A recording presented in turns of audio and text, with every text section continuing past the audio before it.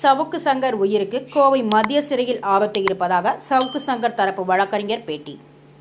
சவுக்கு சங்கர் பெண் காவலர்கள் குறித்து அவதூறாக பேசிய வழக்கில் கோவை சைபர் கிரைம் போலீசார் வழக்கு பதிவு செய்து தேனியில் கைது செய்து கோவை நீதிமன்றத்தில் ஆஜர்படுத்தி கடந்த சனிக்கிழமையன்று மத்திய சிறையில் அடைத்தனர்.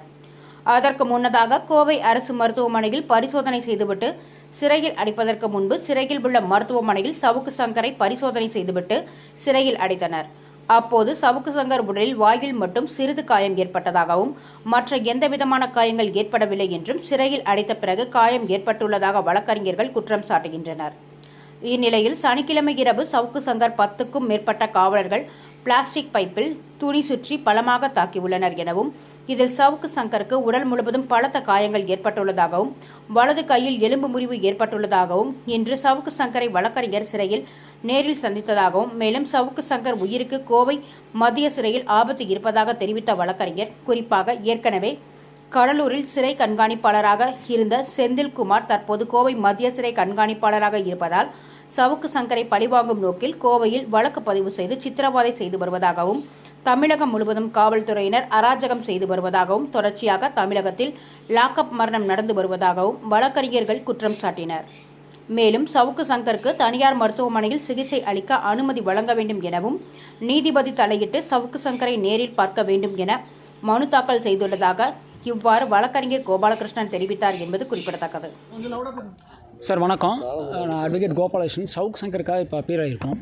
உங்களுக்கு எல்லாம் தெரியும், கடந்த சனிக்கிழமை 4/5/2024 அன்னைக்கு சவுக்கு சங்கர் வந்துட்டு கோர்ட்டில் ஆஜர்படுத்தப்பட்டு கோர்ட்டோட கஸ்டடியில் கோயம்புத்தூர் மத்திய சிறையில் அடைக்கப்பட்டார்.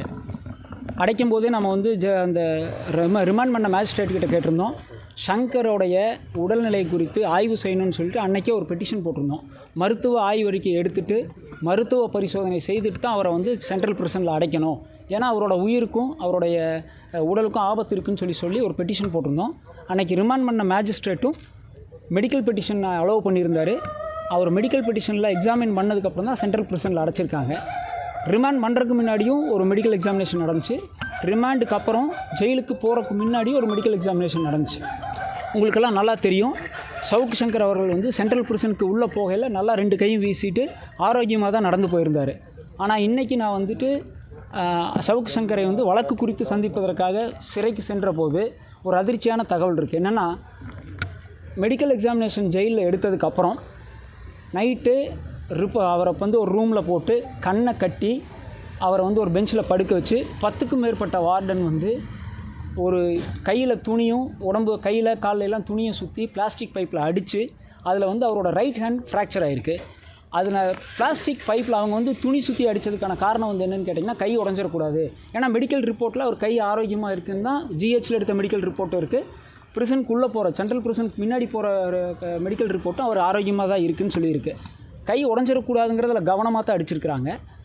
ஆனாலும் அதையும் மீறி அவர்களுடைய அடியில் ரொம்ப பலமாக விழுந்ததுனால ரைட் ஹேண்ட் ஃபுல்லாக ஃப்ராக்சர் ஆகிருக்கு.